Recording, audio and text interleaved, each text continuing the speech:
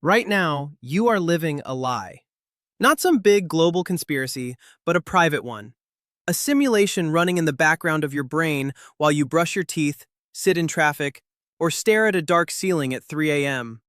You aren't just thinking, you are archiving moments that haven't even happened yet. In your head, you just won that argument with your boss. You used a line so perfect, so devastating, that they actually apologized. You can feel the heat in your chest, your heart is beating faster, and your palms are even a little damp. But here's the cold, hard truth. Your boss is currently at home eating pasta, completely unaware you even exist. Your body doesn't know the difference, though.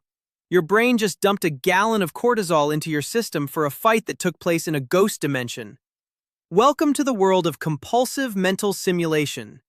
In 2026, this isn't just a quirky habit. It's becoming a survival mechanism for a world that feels increasingly out of our control. You have to wonder why a genius organ like the human brain wastes 40% of its day building sandcastles in the wind. It's because your brain is essentially a paranoid secretary. Its only job is to make sure you don't get embarrassed, fired, or rejected. We used to call this simple daydreaming, but we're seeing a shift towards something more intense: maladaptive daydreaming. Think of your brain like an AI agent, a local version of Gemini running on your internal hardware, constantly vibe coding your future. It's running thousands of iterations of a social interaction just to find the one path where you don't look like an idiot.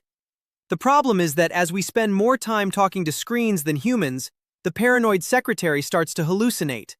It fills the silence with what-ifs because it's starving for real social data. If you look closely at these simulations, you'll realize you keep visiting the same 3 ghost rooms. The first is the courtroom. This is where you replay the past, but this time, you're the hero. You finally said that perfect comeback to the person who disrespected you 3 years ago. You're litigating old wounds, seeking closure from a ghost, and trying to win a game that's already over. Then there's the stage. In this room, you're receiving an award or being interviewed on a massive podcast. You're explaining your success to everyone who ever doubted you. This is what I call dopamine embezzlement.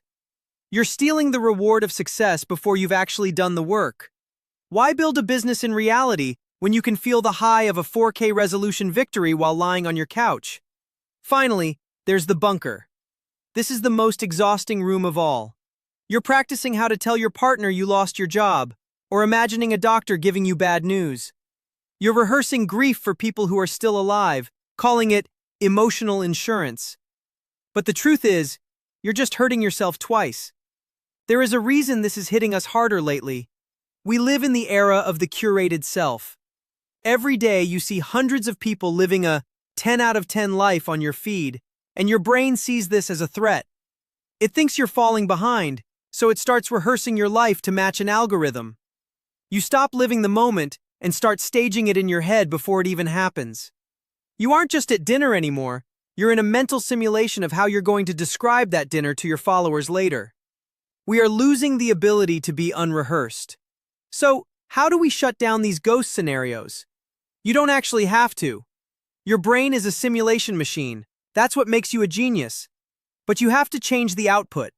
High-performance athletes use mental rehearsal too, but they do it with one key difference: sensory grounding.